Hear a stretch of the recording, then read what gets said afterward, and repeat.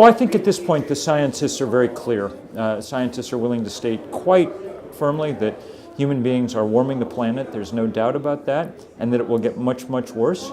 They're careful to note that we've always had hurricanes and things, but increasingly they point out that storms are becoming more intense, that the ocean is becoming more acidic, that ice melt is reaching completely unheard of proportions.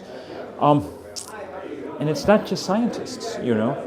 Our friends in the insurance industry, who are the folks, after all, that we ask in our economy to analyze risk for us, they're pointing out just the same thing. And Americans are hearing them and getting it. The last people to hear, the last people to get it are mostly inside the Beltway, and that's because they're paid not to get it, more or less. It's interesting. This has been an interesting year. It's a certain way the year that it became evident to anyone who was looking on that we were now in the global warming era, right? I mean, think about how this year began in the U.S., this strange summer in March heat wave. And then we had record wildfires across the West, and then we had the biggest drought in living memory, you know, and food prices around the world up 40%, and then the Arctic melted, and then we had the biggest storm we've ever measured that came up the east coast of the United States. The polling data shows that people have connected it, that the number of Americans concerned about climate change has spiked very sharply. I'm not sure yet that they've figured out what it is we need to do about it. Figured out that the scale of the problem at this point precludes answering it with easy solutions like changing your light bulb and requires more systemic change. But that's why we're doing this tour. That's why we're talking about going after the fossil fuel industry directly. When Hurricane Sandy came ashore, we should not have called it Hurricane Sandy. We should have called it Hurricane Exxon, you know. That's who's doing the damage at this point.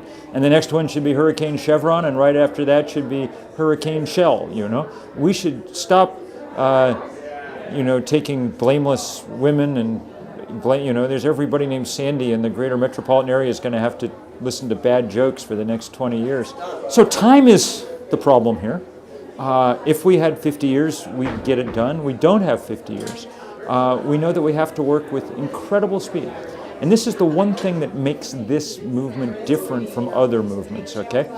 Dr. King always ended his talks by saying, the arc of the moral universe is long, but it bends toward justice. We're going to win in the end. Well, the arc of the physical universe is short, and it bends toward heat. And if we don't get this done fast, we won't get it done. It's the speed that we have to work that worries me, because we're having to work faster now than it's easy or comfortable for humans and human institutions to work.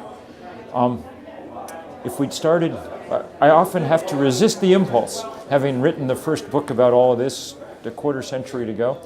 I have to resist the impulse to say, if only you'd listened to me then, you know, because there are a lot of things we could have done then that are a lot easier than the things we have to do now. But we didn't, and so we're, you know, increasingly between the proverbial rock and the ever harder place.